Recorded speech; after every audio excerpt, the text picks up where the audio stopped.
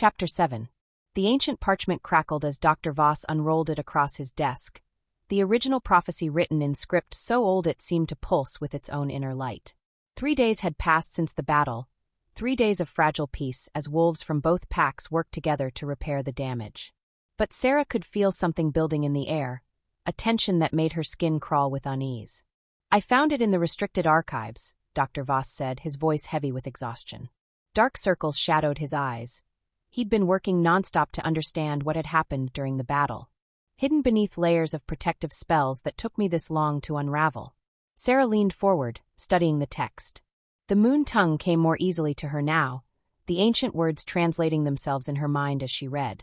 "When darkness claims the throne of wolves and brothers' blood runs cold, the moon-blessed child shall rise to choose the fate of new and old. Bonded to a king whose crown has cursed his very soul, she'll either damn all packkind to the dark, or make the broken whole. But know the price of such a choice. 2 souls becoming one, for light and shadow cannot meet unless the deed is done. The mating bond shall either cleanse the curse upon his name, or drag the moon blessed to the depths and set the world aflame." The words settled into her bones like prophecy always did, with the weight of absolute truth. Sarah sank back in her chair, understanding flooding through her with horrible clarity. "The complete mating bond," she whispered. "That's what it means by 2 souls becoming one." Dr. Voss nodded grimly. "The physical claiming, yes. But more than that, a complete spiritual merger. Your souls would be permanently intertwined, sharing not just thoughts and emotions, but the very essence of what makes you who you are. And if Darius's curse is stronger than my light, it would corrupt you completely, turn you into something worse than he ever was." The doctor's expression was grave. "But if your power is stronger, it would cleanse him entirely." Sarah closed her eyes, feeling the weight of choice settling on her shoulders once again. "Either way, there's no going back." A scream echoed through the castle corridors, high and terrified. All 3 of them froze, recognizing the sound of mortal fear. "That came from the East Wing," Dr. Voss said, already moving toward his medical bag. They ran through the halls, following the sounds of panic. What they found in the East Wing library made Sarah's blood turn to ice. 3 castle servants lay on the floor, their throats torn out with savage precision. Blood pooled on the ancient Persian rugs, and the scent of violence hung heavy in the air. But it was the figure crouched over the bodies that made her heart shatter. Darius knelt among the carnage, his hands and mouth stained crimson. His eyes had gone completely gold, and when he looked up at their approach, there was no recognition in them. No humanity at all. "Darius," Sarah breathed, taking a step toward him. He snarled at the sound of her voice, lips pulling back to reveal fangs that had grown too long for his human mouth. The curse had accelerated again, triggered by something she couldn't identify. "Don't come closer," Dr. Voss warned, pulling out a silver-tipped tranquilizer dart. "He's lost to the beast. There's no reasoning with him now." But even as he spoke, Sarah could feel something through their bond, a tiny spark of the man she loved, trapped deep within the monster he'd become. He was still in there, fighting desperately against the darkness consuming him. "Darius," she said again, more firmly this time. "I know you can hear me."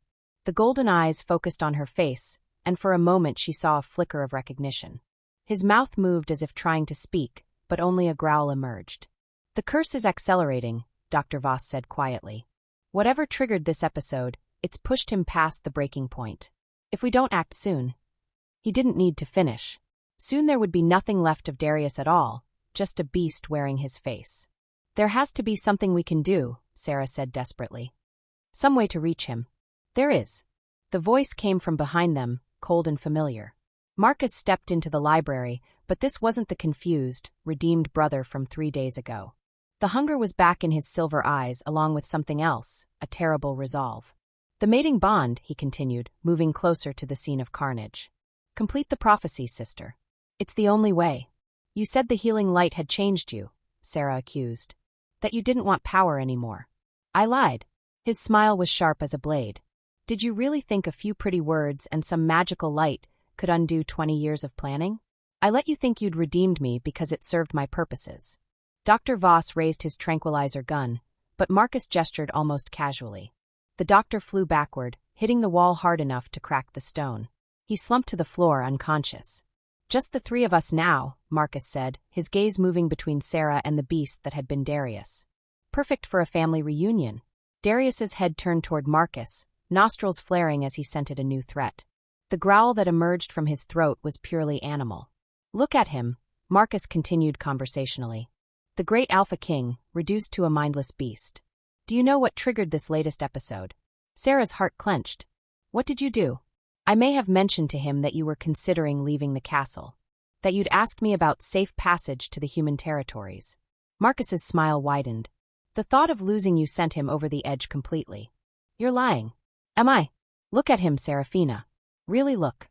He'd rather become a monster than risk you walking away." Marcus took another step closer. "That's not love, that's obsession. The curse has been feeding on his feelings for you all along." The words hit her like physical blows because part of them rang with horrible truth.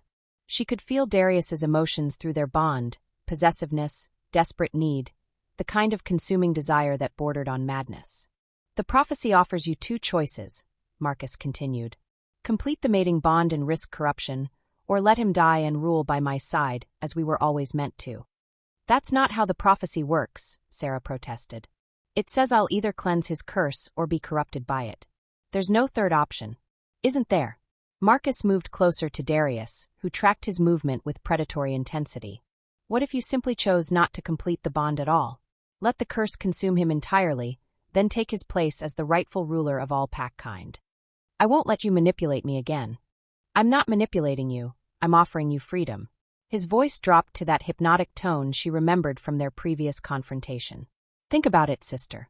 If you complete the bond and the curse corrupts you, you'll become something worse than he ever was. If you try to cleanse him and fail, you'll both be lost." Darius suddenly lunged at Marcus, moving with inhuman speed. But Marcus was ready for him, silver chains appearing from nowhere to wrap around the cursed king. They glowed with moon magic, holding him fast despite his supernatural strength. "But if you walk away," Marcus finished, "you remain pure. Uncorrupted. Free to use your power as you see fit." Sarah stared at Darius thrashing against the chains, no longer human enough to speak, but still trying desperately to reach her. Through their bond she could feel his terror, not of death but of her leaving him. "He loves you," she realized suddenly. "Not obsession. Not possession. Love. Real love. Does it matter?" Marcus demanded. "Look what his love has cost already. 3 innocent people dead because he couldn't control himself." "No." Sarah's voice grew stronger as understanding dawned. 3 people dead because you triggered an episode deliberately. You're still pulling strings, still manipulating events. I'm trying to save you from making a terrible mistake. The only mistake would be listening to you." Sarah moved toward Darius, ignoring the way he snarled at her approach. "The prophecy doesn't offer 3 choices, Marcus. It offers 2. And I've already made mine." She reached out to touch Darius's face, and he went completely still. Even consumed by the curse, some part of him recognized her touch, welcomed it. "Sarah, no." Marcus lunged toward them. "If you complete the bond." "If I complete the bond, we'll face whatever comes together." She looked into Darius's golden eyes and saw the man trapped within the beast. That's what love means. Not running when things get difficult, but choosing to stay and fight. She leaned down and pressed her lips to his, pouring every ounce of love and determination she possessed into the kiss. Power flared between them, silver light meeting golden shadow, her magic recognizing and embracing his despite the curse's corruption. "Sarah," Darius's mental voice was weak, but unmistakably human. "Don't do this. If the curse takes you too, then we'll find a way back together," she replied. "I'm not leaving you. I love you. I love you too. Now hold on." She bit down on her lower lip, drawing blood, then pressed the wound to his mouth. The taste of her blood on his tongue completed the first stage of the mating bond, and power exploded through both of them like a supernova. Marcus screamed in rage and desperation. "You don't know what you're doing." But Sarah barely heard him. The bond was forming, silver threads of connection weaving between her soul and Darius's. She could feel his curse fighting against her light, ancient dark magic clashing with the power of the moon blessed. For a terrifying moment, she thought the curse might win. It was so old, so deeply embedded in his very essence. She felt darkness creeping through the bond toward her, seeking to corrupt her pure light. Then she remembered something, the words she'd spoken during the battle, the magic that had healed instead of destroyed. "By love's light, let all bonds be broken." She spoke the words again, but this time she directed them inward, at the curse trying to claim them both. Love was the strongest magic of all, stronger even than ancient curses and prophetic doom. The darkness recoiled from her light, unable to corrupt something so purely given. Instead of being dragged down to his level, she pulled him up to hers. The curse began to unravel, its power dissolving under the onslaught of unconditional love. Darius's eyes slowly cleared, gold fading back to their natural storm gray. The two long fangs retracted, and intelligence returned to his gaze. "Sarah," he whispered, his voice fully human again.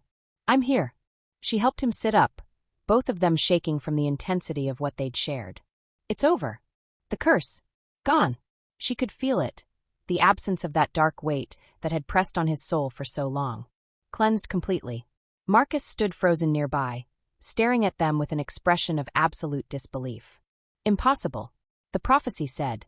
"The prophecy said I would either damn all pack kind or make the broken whole," Sarah finished, rising to her feet with Darius's help. "I chose to heal. But the risk was worth it." Darius's arm came around her waist, solid and warm and perfectly human. "Some things are worth any risk." Marcus's expression shifted from disbelief to rage to something that might have been grief. "You could have ruled everything," he whispered. "We could have remade this world." "The world doesn't need remaking," Sarah said gently. "It needs healing. And healing starts with choosing love over power, every single time." Her brother stared at them for a long moment, then simply vanished into shadows. Whether he would return or disappear forever, she didn't know. But for now, the immediate threat was over. "Is it really finished?" Darius asked, his mental voice intertwining with hers through their newly completed bond. Sarah looked around the blood-stained library, then out the window where wolves from both packs were working together to rebuild what had been broken. The prophecy was fulfilled, the curse was lifted, and for the first time in her life, she felt truly free. "No," she said, smiling up at the man she'd chosen to love despite every obstacle. "It's just beginning." The prophecy had been fulfilled, but their story was far from over. There would be challenges ahead, political upheavals, the work of truly uniting the packs under a new kind of leadership. But they would face it all together, bonded not just by prophecy or magic, but by the kind of love that could overcome any curse. And sometimes that was the most powerful magic of all. Chapter 8. The coronation ceremony had been delayed for 3 weeks while the castle recovered from the battle, but now Blackthorn's great hall gleamed with restored beauty. Representatives from every pack in the realm had come to witness something unprecedented: the crowning of the first Omega Queen in over 5 centuries. Sarah stood before the ancient mirror in her chambers, barely recognizing the woman staring back at her. The gown was magnificent, deep midnight blue silk that seemed to capture starlight in its folds, with silver embroidery that traced patterns of moons and wolves around the bodice. A circlet of white gold and sapphires rested on her dark hair, marking her as queen-elect. "You look nervous," Darius said from the doorway, his own ceremonial robes making him appear every inch the king he'd always been. "I am nervous." She turned to face him, still marveling at the change in him since the curse's breaking. The constant tension was gone from his shoulders, the haunted look erased from his eyes. He looked younger, more at peace than she'd ever seen him. "What if I'm not ready for this?" "Ready for what?" "Being queen." He crossed to her and took her hands, their bond humming with warmth and affection.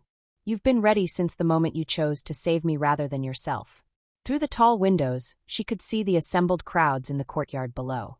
Wolves from every pack, including many from the Shadow Pack who had chosen to pledge their loyalty to the new regime. Even some of the pack elders who had once demanded her removal now waited eagerly to witness her coronation. "Dr. Voss found something," Darius said, his expression growing more serious. "In the archives. Something about the curse that changes everything we thought we knew." Sarah's stomach clenched.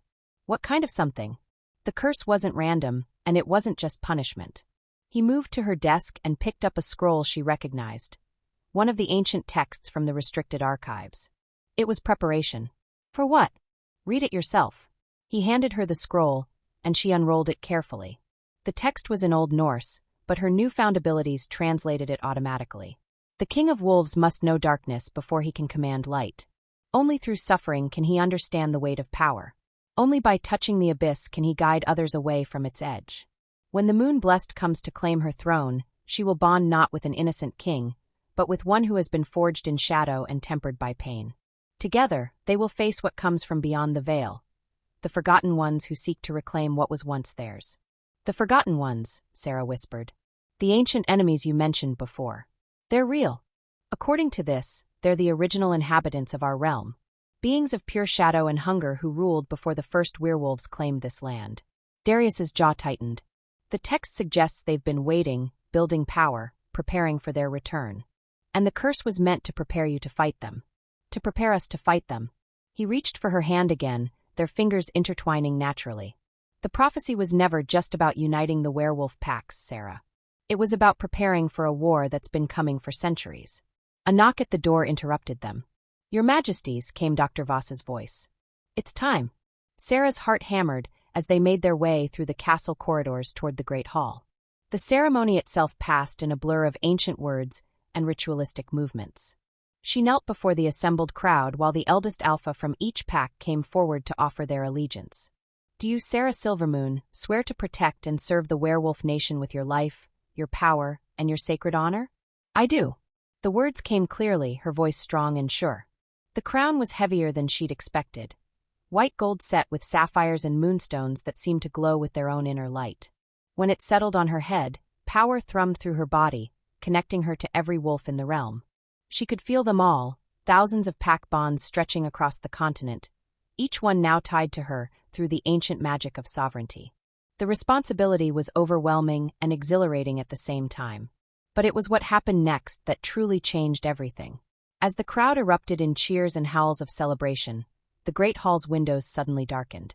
Not with storm clouds or approaching night, but with something else, a creeping shadow that moved against the natural order of things.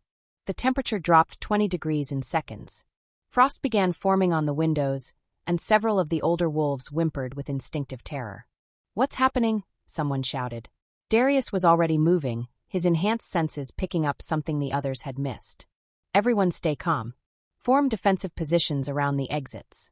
But even as the words left his mouth, the shadows began to take shape. Figures emerged from the darkness, tall, impossibly thin beings with skin like black marble and eyes that burned with cold fire. They moved with fluid grace, but there was something fundamentally wrong about their presence, as if reality itself recoiled from them. The Forgotten Ones, Dr. Voss breathed. They're here. The lead figure stepped forward, its voice like winter wind through dead leaves. We have come to reclaim what was stolen from us, little wolves. This realm belongs to the Shadowkin. This realm belongs to no one, Darius said, stepping protectively in front of Sarah. Power radiated from him in waves, but even with the curse broken, she could sense his uncertainty. These weren't enemies he'd been trained to fight. Foolish king. The creature's laugh was like breaking glass. You know nothing of the old ways, the old claims. Before your kind walked on two legs, we ruled these lands. That was a long time ago, Sarah said, rising from her throne. The crown felt warm on her head now, pulsing with protective magic. Times change. People change. Do they? The creature's burning gaze fixed on her. You are the moon-blessed, are you not? The last daughter of a bloodline we remember well. You knew my ancestors? We devoured them. The creature smiled, revealing teeth like black diamonds. One by one, we consumed their light until none remained. You should have been extinct centuries ago. Rage flared in Sarah's chest, but with it came something else, understanding. That's why the moon-blessed bloodline became so rare. You've been hunting us. We have been patient, waiting for the right moment, the right combination of power and opportunity. The creature gestured to the assembled wolves, all of whom were pressed back against the walls in terror. A newly crowned queen, fresh with untested power. A king whose curse has just been broken, leaving him vulnerable. Perfect timing. You orchestrated this, Darius realized. The curse, the timing, even Marcus's rebellion. You've been manipulating events to bring us to this moment. We learned manipulation from watching your kind, the creature replied. Though I admit your brother was particularly easy to influence, moon-blessed child. His hunger for power made him an ideal puppet. As if summoned by the words, Marcus materialized from the shadows at the far end of the hall. But he looked different. His silver eyes now burned with the same cold fire as the creature's, and shadows writhed beneath his skin like living things. Hello, sister, he said, his voice carrying otherworldly harmonics. Ready for the family reunion? Marcus, what have you done? Sarah's heart broke at the sight of him. Whatever humanity had remained after their last confrontation was clearly gone now. What I had to do to gain real power. He moved closer, and she could see the corruption spreading through him like poison in his veins. The Shadowkin offered me something you never could, the chance to rule not just this realm, but all realms. At what cost? My soul, obviously. But what use is a soul when you can have eternity? His smile was sharp as broken glass. Join us, Seraphina. You and your king. Rule by our side as we reshape this world into something worthy of our power. Never. The word came from both Sarah and Darius simultaneously, their bond allowing them to speak with one voice. Then you'll die. Marcus raised his hand, shadows pouring from his fingertips like living smoke. And we'll take your power anyway.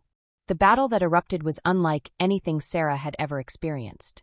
The Shadowkin moved like liquid darkness, striking with claws that could rend both flesh and soul. The assembled wolves fought bravely, but mortal weapons were useless against beings who existed partially outside of reality. Sarah and Darius fought side by side, their combined power creating barriers of silver light that held the creatures back temporarily. But there were too many of them, and more were arriving with each passing moment. We can't win this way, Darius said, deflecting a shadow blade that would have taken his head off. There are too many of them. Then we don't fight them individually, Sarah replied, understanding flooding through her. We fight them as one. She reached for his hand, and the moment their fingers touched, their bond exploded into something greater than the sum of its parts. Not just the mating bond between two individuals, but a connection to every wolf in the realm through the crown magic. Listen to me, she broadcast through the pack bonds, her voice reaching every werewolf in the castle and beyond. We are not just individual packs anymore. We are one people, one nation, one family. Fight as one, and we cannot be defeated. The response was immediate and overwhelming. Every wolf in the great hall howled in unison, their voices creating a harmony that made the very stones of the castle sing. Power flowed through the pack bonds like electricity, connecting them all in a web of shared strength and determination. The Shadowkin recoiled as if burned. Whatever power they possessed, it was individual, solitary. They couldn't comprehend or combat the unity of an entire species acting as one. Impossible, the lead creature hissed. Pack bonds are not supposed to extend beyond individual groups. They don't, Sarah said, power crackling around her like controlled lightning. Unless you have a moon blessed to amplify them, and a king who's learned to lead through darkness instead of despite it. She and Darius moved forward together, their combined will directing the pack power like a weapon. Silver light blazed from every wolf in the hall, creating a radiance that drove the shadows back step by step. Marcus tried one last desperate attack, shadow claws extended toward Sarah's heart. But she didn't dodge or defend. Instead, she opened her arms and embraced him, letting her light touch the corruption within him directly. I forgive you, she whispered as her power burned through the Shadowkin influence. I love you anyway. The corruption couldn't withstand that kind of unconditional acceptance. It fled from Marcus like smoke before a strong wind, leaving him collapsed but human in her arms. The other Shadowkin shrieked in rage and pain as the combined light of the pack bonds drove them back, through whatever dimensional rifts they'd used to enter this realm. The lead creature fixed its burning gaze on Sarah one last time. This is not over, moon-blessed. We are eternal, and we will return. When you do, Sarah replied, her voice carrying the authority of a true queen, we'll be ready. The creatures vanished, taking their unnatural shadows with them. Normal daylight flooded back through the windows, and the oppressive cold lifted like a breaking fever. In the aftermath, as the wounded were tended and the hall slowly returned to something approaching normal, Sarah found herself alone with Darius in a quiet alcove. The crown felt heavier on her head now, weighted with the responsibility of what they'd just learned. They'll be back, she said. Maybe not today, maybe not this year, but they'll return. Then we'll face them together. He pulled her into his arms, and she marveled again at how perfectly they fit together. All of us. The entire werewolf nation, united as one people. Is that what we are now? One nation. It's what we've always been deep down. We just needed the right catalyst to remember it. He smiled down at her, love shining in his storm-gray eyes. You've given our people something they've never had before, true unity. Sarah looked out through the tall windows at the wolves below, former enemies now working together to repair battle damage. Shadow Pack and Blackthorn Pack, along with dozens of others, all moving with shared purpose. What happens now? She asked. Now we build something new. A kingdom worthy of the sacrifices that created it. Darius's hand found hers, their bond humming with warmth and possibility. We prepare for the battles to come, and we make sure our people are ready. Together? Always together. Marcus appeared in the doorway, looking lost and uncertain without the corruption that had defined him for so long. "Sarah, I don't know how to." "Come here," she said simply, opening her arms to her brother. He stumbled forward and collapsed against her, 20 years of pain and manipulation finally cracking the walls he'd built around his heart. "I'm so sorry," he sobbed. "I'm so sorry for everything." "I know," she whispered, stroking his hair like she would a frightened child. "I know, and I forgive you. We'll find a way to heal from this, all of us." Later, as the three of them stood on the castle's highest balcony watching the sun set over their realm, Sarah felt a sense of completion she'd never experienced before. The auction block where her story had begun felt like a lifetime ago, though it had been only weeks. "Do you think we're ready for what's coming?" she asked. "No," Darius replied honestly. "But we'll become ready. We'll grow into the rulers our people need us to be. And if we fail? Then we'll fail together, fighting for something worth dying for." He turned to face her, his expression serious but not afraid. "But I don't think we will fail. Not with you beside me." Sarah looked out over the realm that was now hers to protect, at the people who looked to her for guidance and strength. The crown on her head felt less heavy now, more like it belonged there. "I love you," she said, the words coming easily now that her voice had fully returned. "I love you, Darius Blackthorn, curse and crown and all." "And I love you, Sarah Silvermoon," he replied, pulling her close. "My mate, my queen, my salvation." As the stars came out overhead, painting the sky with silver light, they held each other and prepared for whatever darkness might come. They were no longer the broken Omega and cursed king who had found each other at a claiming ceremony. They were something new, something stronger. They were hope itself, forged in shadow and crowned with starlight, ready to face whatever ancient enemies might dare to threaten the realm they would build together. The auction block was behind them. The throne awaited, and their greatest adventure was just beginning. Epilogue. 5 years later, the morning sun streamed through the nursery windows of Blackthorn Castle, casting rainbow prisms across walls painted with murals of wolves running beneath silver moons. Sarah sat in the rocking chair her mate had carved with his own hands, cradling their 3-month-old daughter while humming a lullaby her own mother had once sung to her, memories that had returned piece by piece as her power grew stronger.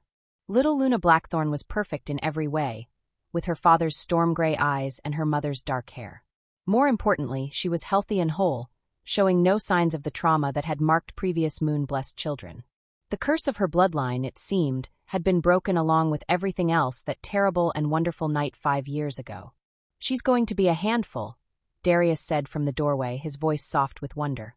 Even after all this time, he still looked at their daughter like she was made of starlight and dreams. "All the best queens are," Sarah replied with a smile, carefully transferring Luna to her father's waiting arms. "Just look at her grandmother." They'd found Luna Silvermoon's journals in the ruins of Sarah's childhood cottage the year before, along with artifacts that had helped piece together the true history of the Moon Blessed. Her mother hadn't been the corrupted woman Marcus, and the Shadow Pack had painted her as, she'd been a healer, a teacher, a woman who'd tried desperately to protect her children from forces beyond her understanding. The truth had been painful to learn, but it had also been healing. Sarah's nightmares had stopped, replaced by dreams of her mother's gentle voice and her father's laughter. "Speaking of grandmothers," Darius said, settling into the chair beside her, "Marcus finished the restoration of the Silvermoon Memorial yesterday. He wants you to see it before the ceremony tonight."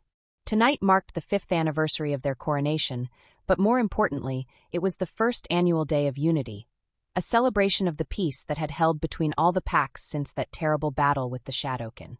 What had started as a desperate alliance of necessity had grown into something beautiful, a true nation of werewolves working together for the common good. "How is he?" Sarah asked. Her brother had spent the last 5 years trying to atone for his actions, throwing himself into charitable works and reconstruction projects with the fervor of a man seeking redemption. "Better. Dr. Voss says the nightmares are less frequent now." Darius's expression grew thoughtful. "He asked me something yesterday that I've been thinking about." "What?" "He wants to know if we'd consider letting him be Luna's godfather. Officially." Sarah's heart clenched. In the early years after the battle, Marcus had been too broken to be around children at all. The corruption he'd willingly embraced had left scars on his soul that took time and patience to heal. But gradually he'd begun to find his way back to the light. "What did you tell him?" "That it was your decision to make." Darius shifted Luna to his shoulder, patting her back gently when she made a small sound of protest. "But I think it would be good for both of them. He needs something to live for besides guilt, and she needs to know her uncle. Through the nursery window, Sarah could see the sprawling grounds of the castle where representatives from dozens of packs had already begun arriving for tonight's celebration. The sight still amazed her. Wolves who had been bitter enemies just 5 years ago now greeting each other like family, their children playing together without fear or suspicion. I'll talk to him, she decided. But I think you're right. Luna should know all of her family. A knock at the door interrupted them. Your Majesties?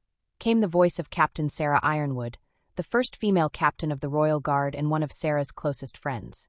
The delegation from the European packs has arrived, and there's a situation. Sarah and Darius exchanged glances.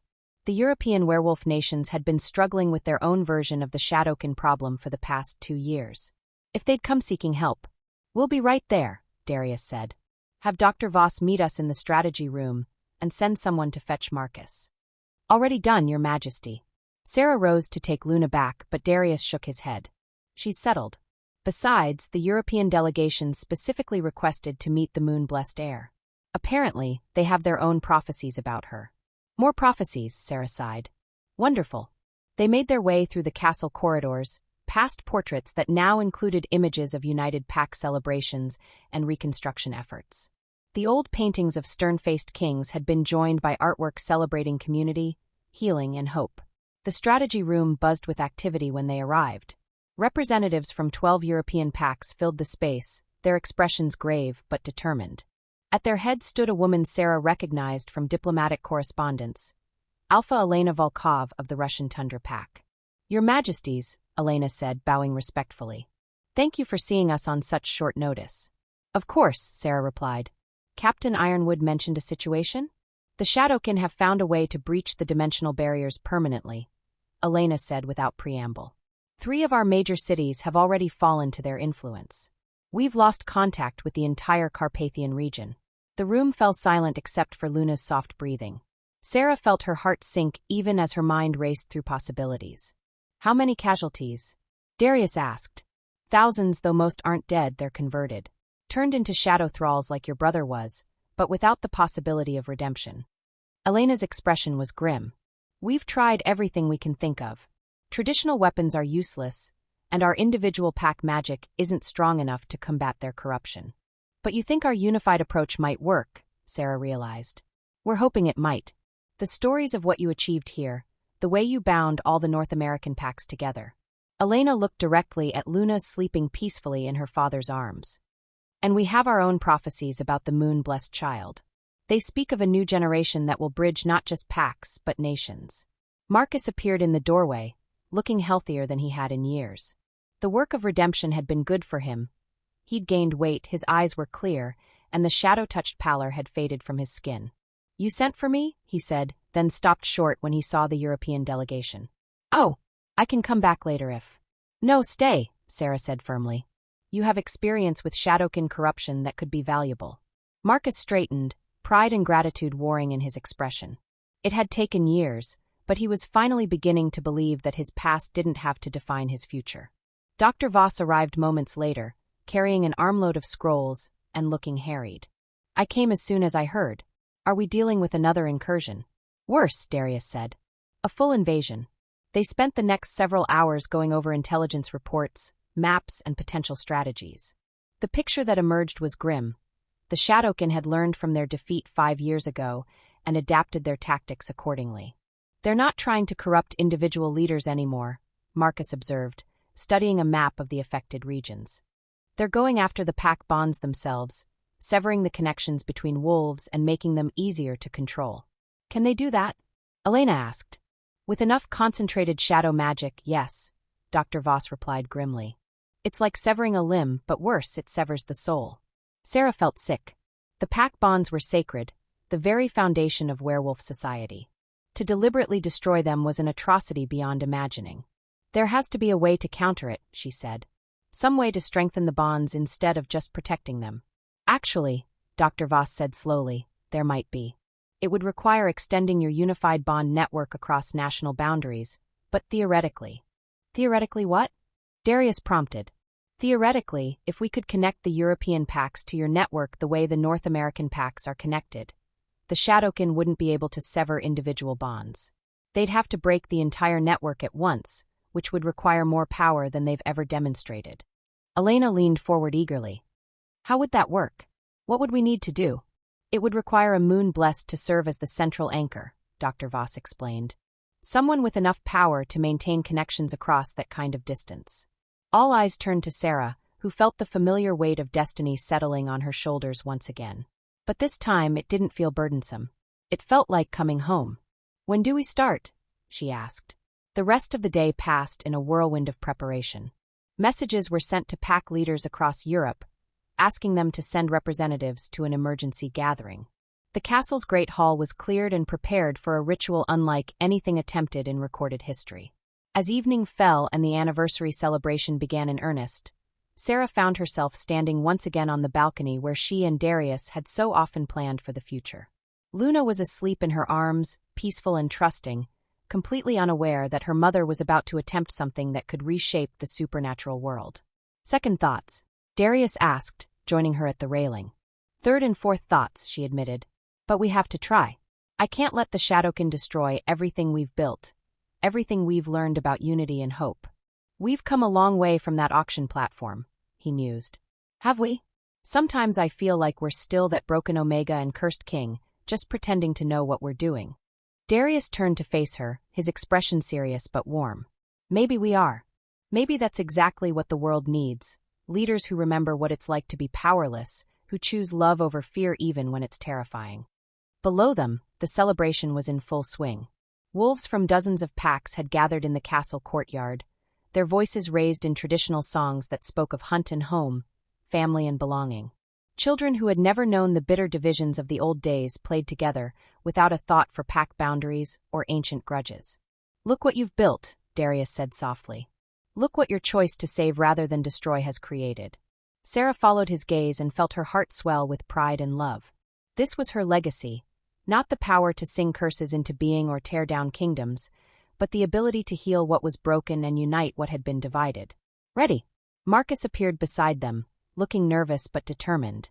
In his hands he carried a silver circlet set with moonstones, a focusing crown Dr. Voss had crafted specifically for tonight's ritual. Ready, Sarah said, though her heart hammered against her ribs.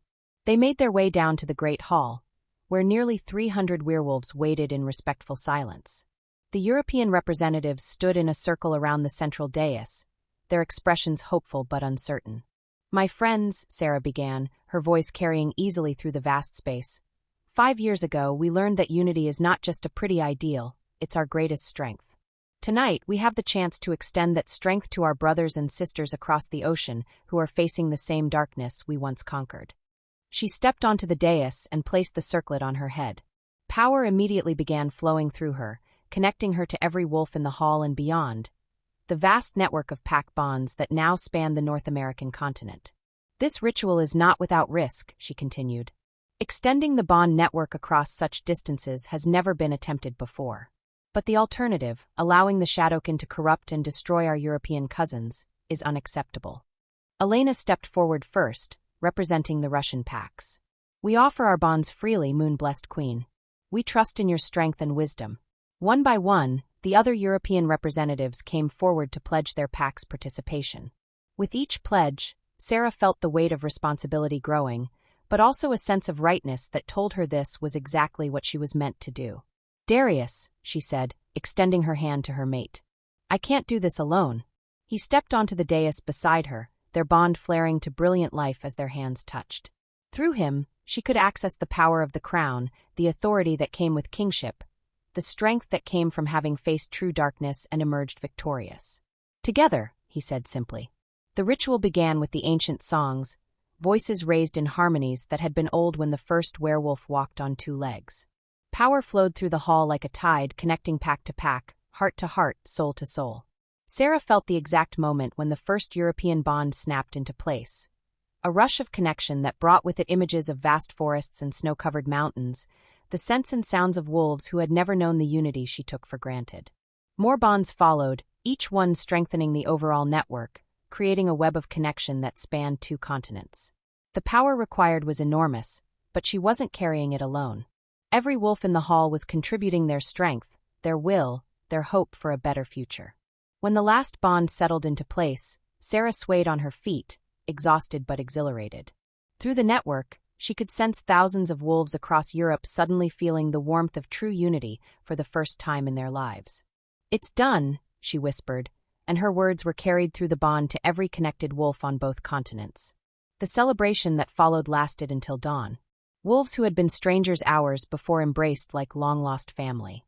Children who had never seen beyond their own pack territories suddenly had playmates on distant continents. As the sun rose over the castle, painting the sky in shades of rose and gold, Sarah found herself back in the nursery with her family. Luna was awake and gurgling happily, completely oblivious to the fact that her mother had just changed the course of supernatural history. "How do you feel?" Marcus asked.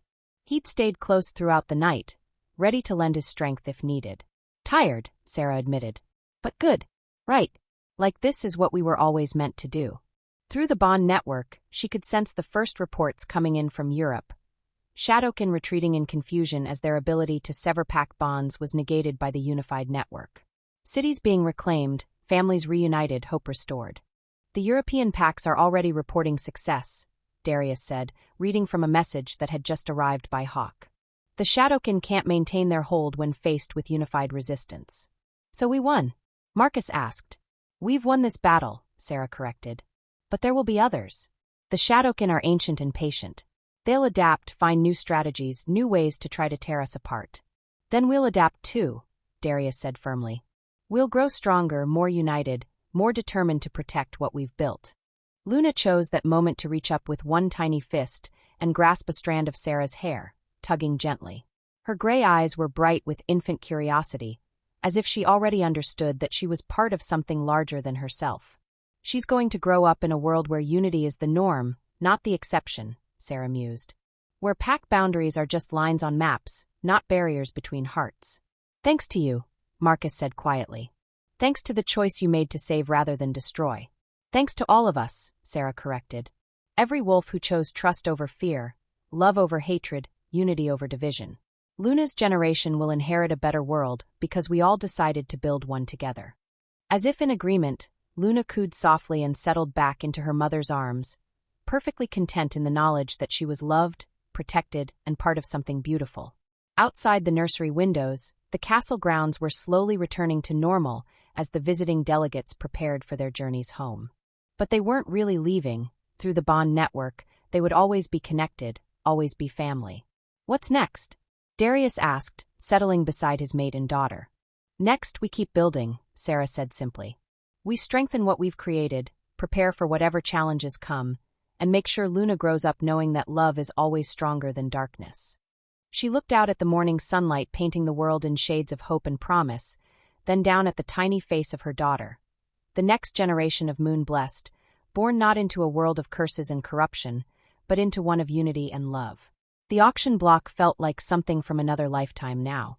The scared, silent Omega who had stood on that platform, convinced she was worthless and unwanted, had become a queen who commanded the loyalty and love of wolves across 2 continents. But the greatest transformation hadn't been in power or position. It had been in understanding that she had always been worthy of love, always been capable of greatness. The curse that had stolen her voice for so many years had actually been protecting her until she was strong enough to use it properly, not as a weapon, but as an instrument of healing. "I love you," she whispered to her sleeping daughter. "I love your father, I love your uncle, I love our people and the world we're building for you. And someday, when you're old enough to understand, I'll tell you the story of how love conquered everything, even the darkness itself." Luna's only response was a contented sigh, but through the bond network, Sarah felt thousands of wolves across 2 continents sharing in her happiness, her hope, her unshakable belief in the power of unity to overcome any obstacle. The future stretched ahead of them, bright with possibility and warm with the promise of continued growth, continued connection, continued love. And for the first time since childhood, Sarah felt truly at peace. They had found their happily ever after, not as an ending, but as a beginning. The beginning of a story that would be told for generations, of the Omega who became a queen, the cursed king who found redemption, and the love that united a world. In the distance a wolf howled, not in loneliness or challenge, but in pure joy.